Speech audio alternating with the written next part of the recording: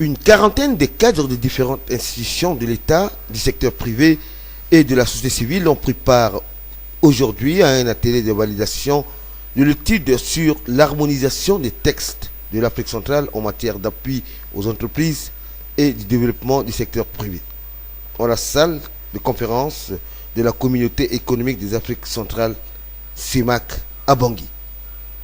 Présidé par le ministre du Commerce et de l'Industrie, M. Hassan Kom, assisté de la consultante internationale de l'UNIDI, Mme Inès Escudero, cet atelier, qui se situe dans le cadre de la mise en œuvre du programme de restitution et de mise à niveau de l'industrie en Afrique centrale sur le financement de l'Union européenne et le pilotage de l'UNIDI. La représentante de l'UNIDI, Mme Inès Escudero, nous en dit plus sur ce programme. Je suis ici comme consultant pour l'UNIDI. L'idée, c'est d'aider les États de l'Afrique centrale à harmoniser ces lois sur le développement du secteur privé. Et là, c'est un objectif très très grand, donc on doit commencer pas par pas. Donc ce qu'on a fait, c'est une petite étude sur qu'est-ce que c'est le développement du secteur privé et quelles sont les lois qui affectent chaque pays. Cette étude, on l'a fait avec des experts de chaque pays d'Afrique centrale pendant un mois.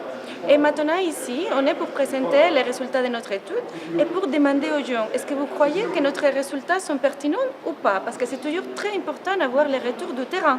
Donc, c'est pour ça que je passe dans tous les pays pour demander aux gens, qu'est-ce que c'est votre avis sur notre étude? Donc, on a identifié qu'il y a 7 types de lois qui affectent les entreprises et les États de l'Afrique centrale pour se développer.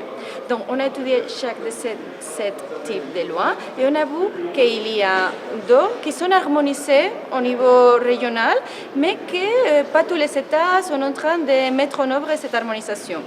Après, pour les autres types de lois, ou bien ils ne sont pas harmonisés, ou ils ne sont partiellement harmonisés, donc il y a quelques petites lois à droite et à gauche, mais vraiment ce n'est pas une grande harmonisation, ou vraiment ils ne sont pas harmonisés du tout. Dans chaque pays, il fait les choses d'une façon différente. Le Cameroun, il fait ses lois, les républiques centrafricaines, ses lois, donc c'est très difficile pour les secteurs privés pour se développer.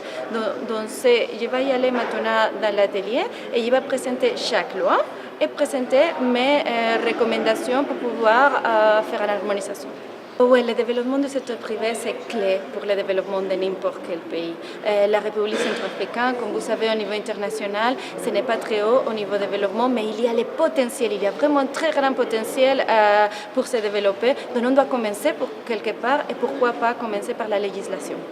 La cérémonie d'ouverture a été marquée par une seule intervention, celle du ministre du Commerce, de l'Industrie Hassan Kom, qui a apprécié à ses justes valeurs cette initiative et a affirmé que la République centrafricaine attend beaucoup de ce programme pour la relance de son économie.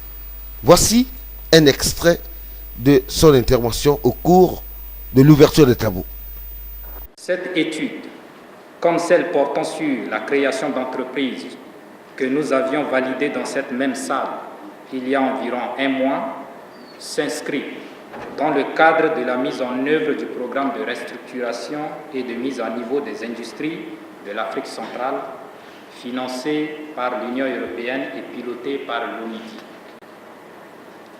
De manière générale, le programme est la matérialisation d'un des engagements de l'Union européenne vis-à-vis des États de l'Afrique centrale dans le processus de négociation de l'accord de partenariat économique, notamment le renforcement des capacités des 10 États.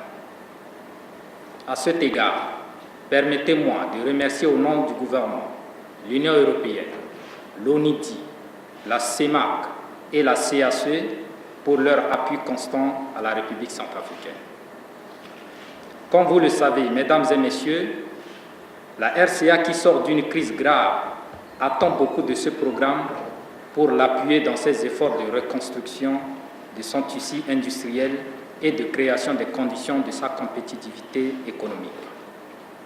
L'étude, objet du présent atelier, découle du diagnostic selon lequel le rôle du secteur privé dans l'industrialisation et l'intégration des pays de l'Afrique centrale est très modeste à cause, entre autres, d'un cadre réglementaire et institutionnel des affaires très contraignant ambigu et peu rassurant.